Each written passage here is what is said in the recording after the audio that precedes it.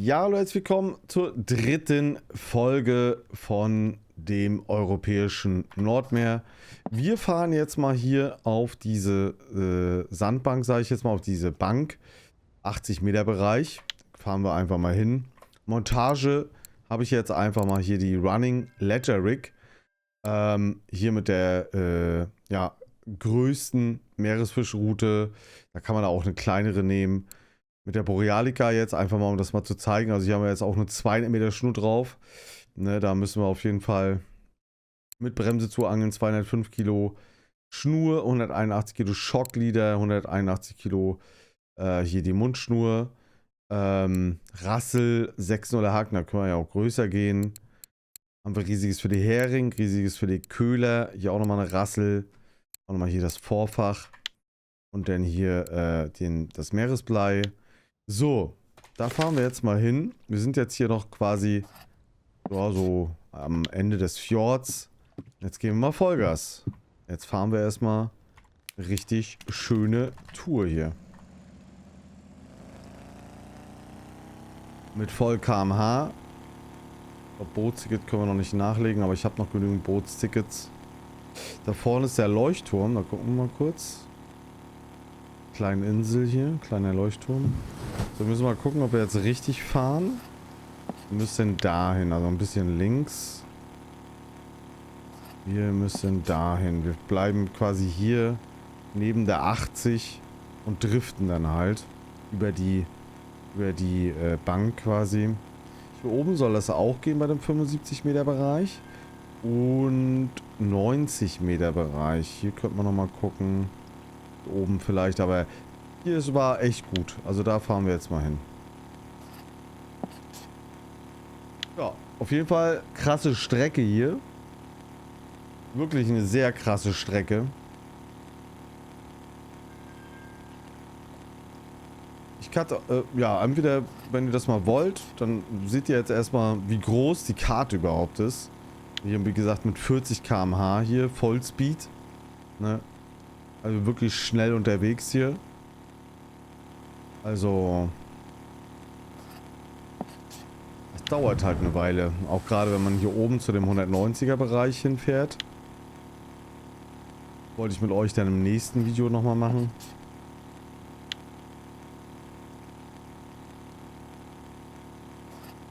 So, ich gehe mal ganz schnell was zu trinken, holen wir gleich wieder.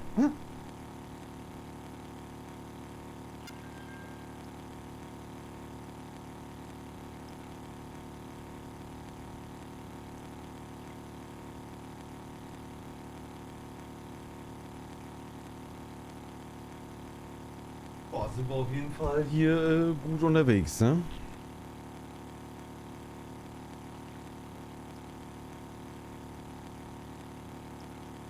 Hier zum Beispiel, guckt mal Leute. Hier der Kreis. Der ist sehr interessant, immer. Sehr interessant. Immer schön gut für Hotspots. Der ist hier. Neben der 34. Diese sieht man auf der Karte nicht. Diese Kreise, also diese Löcher. Und da ist wirklich auch immer sehr interessant. Die Stellen solltet ihr euch auf jeden Fall merken, wo diese Kreise sind, also diese Löcher. So, wir müssen gleich da sein. Obwohl, ein bisschen ist noch. Hier ist jetzt quasi 34er Bank. Ja, die sehen wir mit da, ne? 34.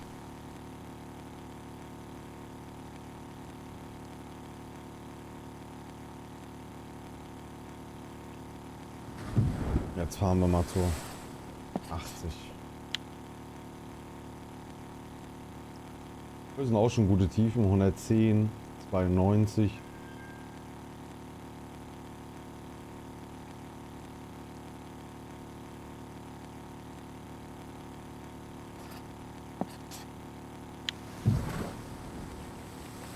Nach rechts noch lenken. Ich will halt am liebsten hier so in dem Bereich. Also hier. In diesem Bereich. Weil man driftet, also je nachdem wie der Drift ist, kann das sein, dass man immer hier in dem Bereich bleibt und dann immer hier rumdriftet, dann braucht man nicht immer mit dem Boot hier wieder hinfahren, ne? Was kann passieren, wenn du hier unten stehst, wirst du halt rausgedriftet. Wenn du hier stehst, wirst du da oben rausgedriftet, ne, durch die Strömung. So, wir sind jetzt quasi auf der Bank. So. Fahren noch ein kleines Stück. Dann bleiben wir da gleich stehen. Ein kleines Stück. So, jetzt vielleicht. So, jetzt zeige ich euch mal, wie man hier den Grund abfischt. So, jetzt haben wir hier die ganze Montage. Ganze Gedöns. So. Haben wir, wie gesagt, die Multicolor-Schnur drauf. Dadurch sehen wir jetzt halt auch wieder die Tiefe. Sinkt jetzt runter. Hier seht ihr das. 20 Meter. Immer weiter. Beim Absinken werden wir wahrscheinlich keinen Biss haben. Also man fängt hier so die Stunde, so meine Erfahrung jetzt, so, ja, sag mal so 10 bis 14 Fische, sage ich jetzt mal. Aber er macht halt sehr gutes Silber, ne? Er macht hier wirklich sehr gutes Silber. Und man hatte halt auch fette Heilburts, fette Kabeljau. Und ich bin gespannt, was wir jetzt gleich noch fangen. So, wir sind jetzt... Halt gucken, dass wir jetzt immer hier in diesem Bereich bleiben. Wir sind gleich auf Grund. Jetzt kommt gleich die Meldung. Dann dreht er sich auch nicht mehr. So, und jetzt müssen wir Spannung aufbauen hier. So, und jetzt bleiben wir so. Und jetzt steht da Bewegung in Grundnähe. Jetzt einfach nur so bleiben. Einfach nur immer gucken, dass da Bewegung in Grundnähe steht. Und dann einfach die Route so lassen, wie sie ist. Jetzt nicht hoch und runter bewegen oder so. Auch leicht mal Grundberührung. Und das ist jetzt quasi, ja, ein bisschen abwarten. Ne? Also, Frequenz ist jetzt natürlich nicht so hoch wie im letzten Video, ist klar. Aber dafür halt richtig große Fische halt. Ja. Wie gesagt, man sieht auch, wenn das Bewegung in Grundnähe weggeht, die Schrift, ne, die jetzt hier unten zu sehen ist, dann kann es halt sein, dass ein Biss ist. Dann kann man mit R hier, ja, man kriegt den Biss teilweise ja natürlich auch mit, weil wir sind ja auch Spannung, ne? Die Schnur ist jetzt gespannt. Haben jetzt hier, wie gesagt, ein 1000 Gramm Meeresblei drauf.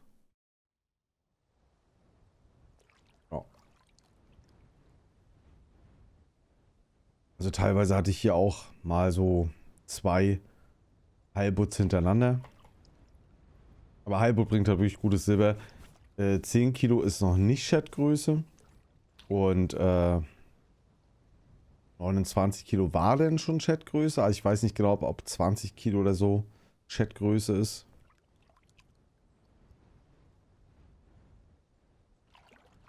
Aber es kann jetzt halt ein bisschen dauern, bis der Biss kommt.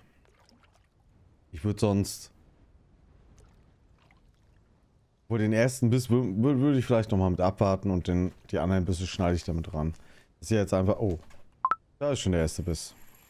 Mal jetzt kurbeln. Seht ihr, Spannung geht ein bisschen hoch. Ich guck mal gerade, 400, okay, passt.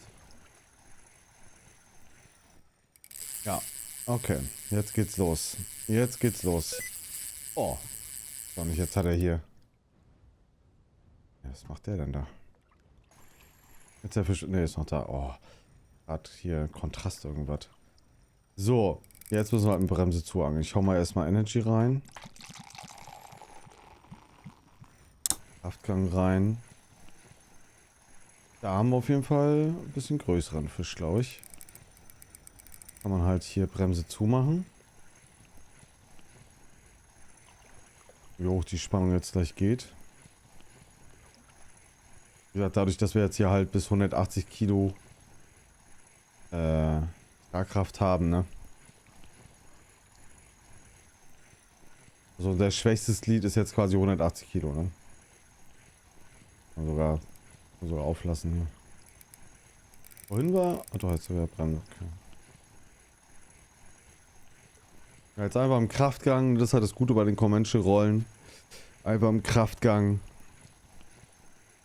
Da müsst ihr halt auch immer gucken, dass ihr eine Convention-Rolle kauft, die halt Zweiganggetriebe hat, ne?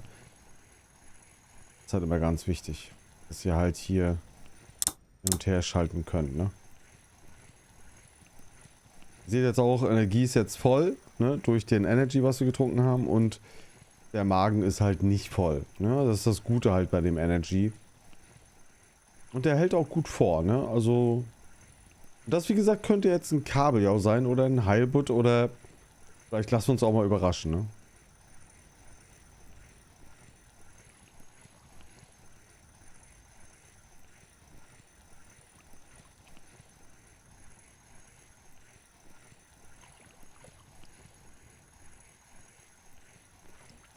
Ja, jetzt hat man halt gut zu kurbeln, ne?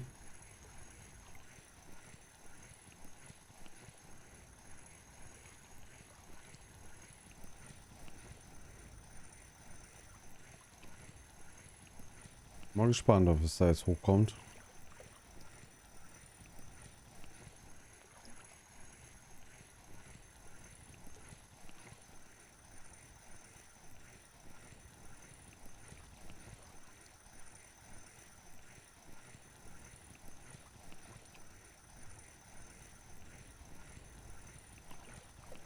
Ja, 25 Meter noch.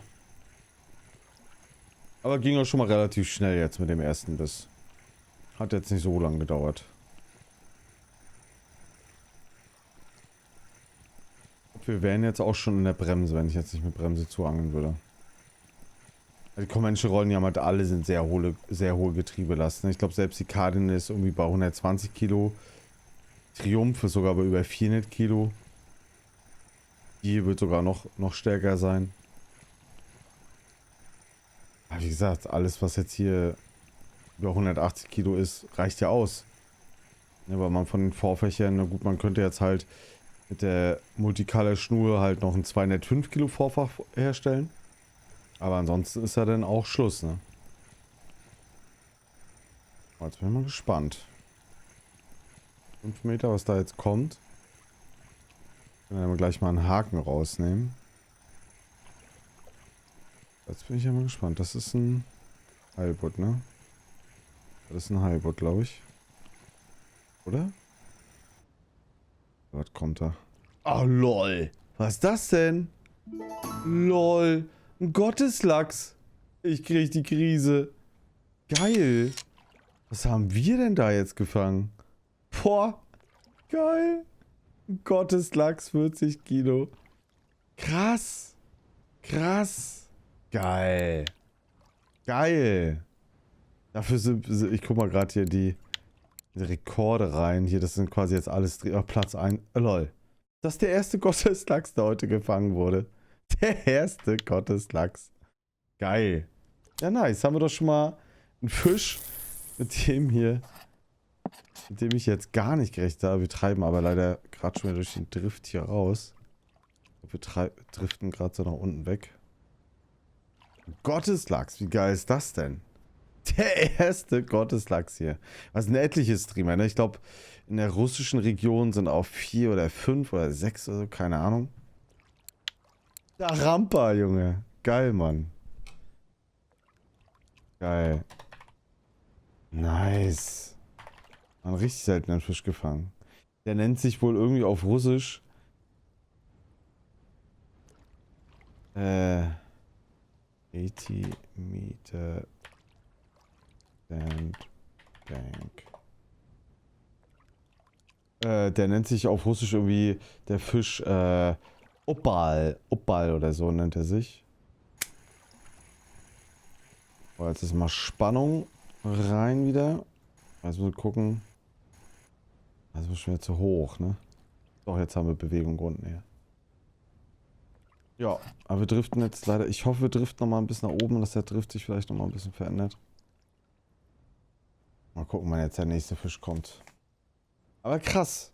Das ist natürlich geil. 40 Kilo vor allen Dingen, ne? Der wird bestimmt auch richtig groß. Also. Um Gotteslachs da, ey. Teilweise wird er auch verglichen mit einem Mondfisch, ne? Also, puh. Mondfische können auch richtig groß werden, ne?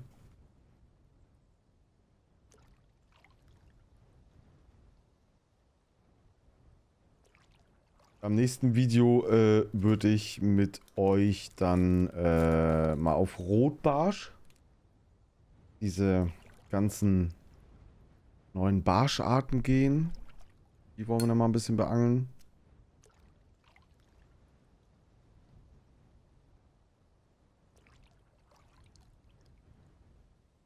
Oh, warte, ja. So, ich guck mal ein bisschen raus. Na, wir sind noch drauf. Noch ist alles gut. Wir sind noch auf der Sandbank.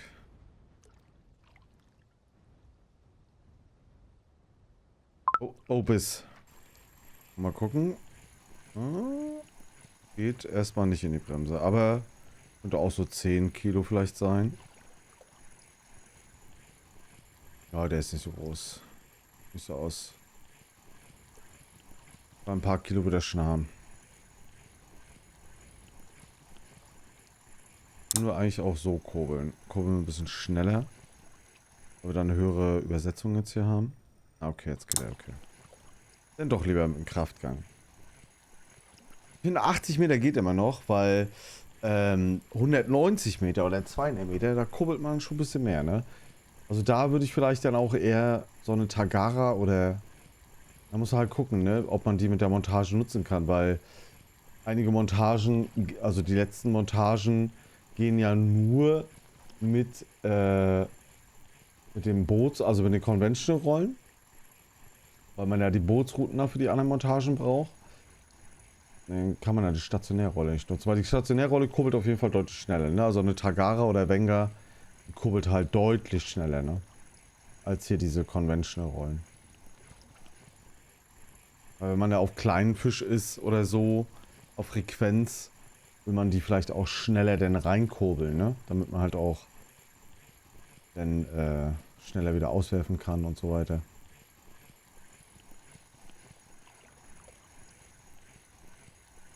So. 10 Meter, mal sehen, was da jetzt kommt. Ich hoffe, wir sind noch dann auf der Bank hier, sonst müssen wir noch mal kurz zurückfahren. So, was kommt da jetzt? Mal gucken, wie das aussieht mit diesem Haken. Ein Kabeljau, glaube ich. Guck mal, wie er das jetzt macht. Ah ja, okay. Okay, man hebt hoch, okay. Atlantischer Kabeljau. Schön. 8,2 Kilo. Sehr gut. Auch ein hübscher Fisch, ne? Das ist quasi der Dorsch, ne? Das ist quasi der größere Dorsch. So. Gab's irgendwas? Ich guck mal, wo sind wir jetzt? Wir sind aber noch auf der Bank. Noch drauf. Ihr seht, ne? Funktioniert auf jeden Fall. 5 Minuten jetzt hier, beziehungsweise ein paar Minuten sind wir ja schon hier. 2 gute Fische. Der Gotteslachs wird, denke ich mal, gutes Silber bringen. Kabeljau bringt auch mal gutes Silber. War ja auch Schätzgröße, der Kabeljau.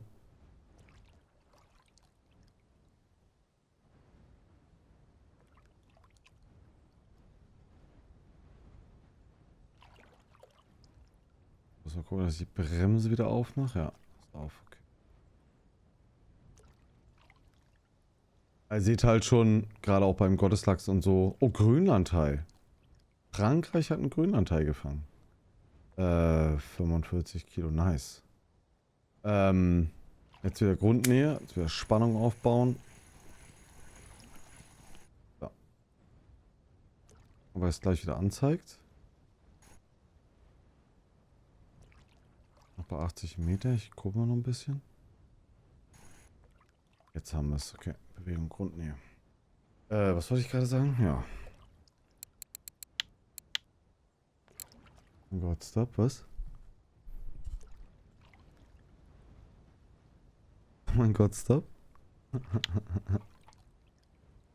War Grönlandhai. Also man sieht jetzt hier in Rekorde halt nur die Fische, die halt auch schon gefangen wurden. Hier zum Beispiel Blaulängen hatte ich heute schon gefangen.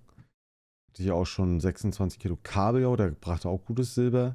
Und die Heilbutz, ne? Hier hatte ich halt auch noch einen 62er, der gab Boah, schon 250 Silber oder so. Rotbarsch schon gute gefangen worden. Rotbarsch. Der Grünlandhai ist jetzt halt, glaube ich, das erste Mal, glaube ich, jetzt. Das ist, glaube ich, steht noch gar nicht drin. Aber man sieht halt die Fische. Okay. Wieso? Okay. Man sieht halt die Fische zum Beispiel, wenn man hier auf Wettbewerb geht. Kann ich euch nochmal alle Fische mal zeigen. Also Aalmutter, arktischer Rochen, Kabeljau hatten wir gerade, Auster, blauer Seewolf, blauer Wittling, Blauflossenthunfisch. Den muss man wahrscheinlich auch mit dem Trollinggang, den fangen, schleppen. Blauling, Dornhai hatte ich auch schon welche, sind aber relativ klein. Nochmal eine S-Max-Aalmutter, europäische Sardine hatten wir auch schon. Europäischer Seehecht, Fußballfisch, ähnlich wie der Anglerfisch. Gibt es halt zwei verschiedene Varianten. Hier in dem Spiel ist jetzt halt der Fußballfisch, der halt, wie gesagt, ähnlich wie der Anglerfisch ist. Gefleckter Seewolf, gemeine Miesmuschel, gemeiner Kalmar wird interessant. Streifter Seewolf, Gottesdachs hatten wir gerade, Grenadierfisch, Grönlandhai, der wird halt richtig schwer. Heilbutt wird richtig schwer. Heringshai hatte ich noch nicht. Isländische Kammmuschel, kleiner Rotbarsch, Köhler, Lump, Makrele, das sind insgesamt 40 Fische halt, ne? Makrelenhecht, Pollack, Rotbarsch, Schellfisch, Scholle, schwarzer Heilbutt, Schwarzfisch, Schwertfisch. Das wird auch nochmal ein Ziel werden. Seeskorpion hatten wir schon. Seeteufel hatte ich noch nicht. Steinbutt gibt es noch. Tiefenrotbarsch und Wittling. Noch kein Biss jetzt, okay. Aber wir bleiben da jetzt irgendwie so, ne? Ah, jetzt haben wir Biss. Gucken, was das jetzt ist. Die Spannung geht. Oh. Geht schon ein bisschen höher, ne? Da seht ihr schon, der Fisch ist ein bisschen stärker. Der ist ein bisschen stärker. Geht zwar jetzt nicht im roten Bereich, aber der ist gut. Gottesdachs zum Beispiel ging ja auch nicht in den roten Bereich, ne? Oh, die Bootsmiete läuft gleich ab. Da müssen wir mal kurz verlängern hier. Da müssen wir kurz verlängern. Wie gesagt, ich reiß jetzt hier sowieso nicht ab.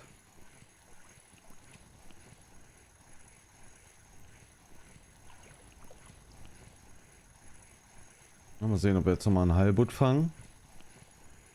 Kabeljau hatten wir jetzt, Gotteslachs.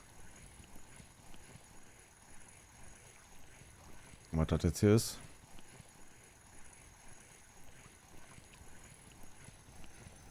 Die Fische geben halt richtig gutes Silber, ne?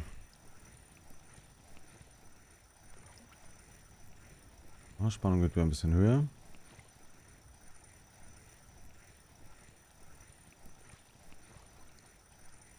Ja.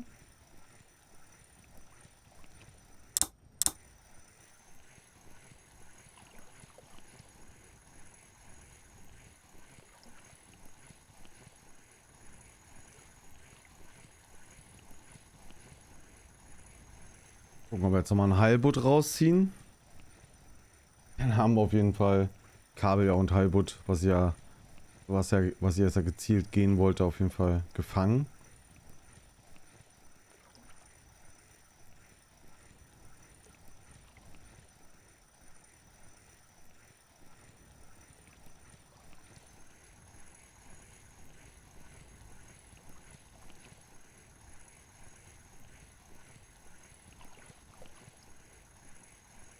Wie gesagt, auf dieses riesige Filet, ne? Jetzt haben wir zum Beispiel 40 oben, 47 unten. Da geht halt immer nur ein. Also er beißt halt auf einen Haken, ne? Einer geht dann halt runter von diesen Ködern. Bin mal gespannt, was wir jetzt hier haben. Ich schätze mal Heilbutt, weil die Spannung halt auch so hoch ging. Aber lass uns mal überraschen.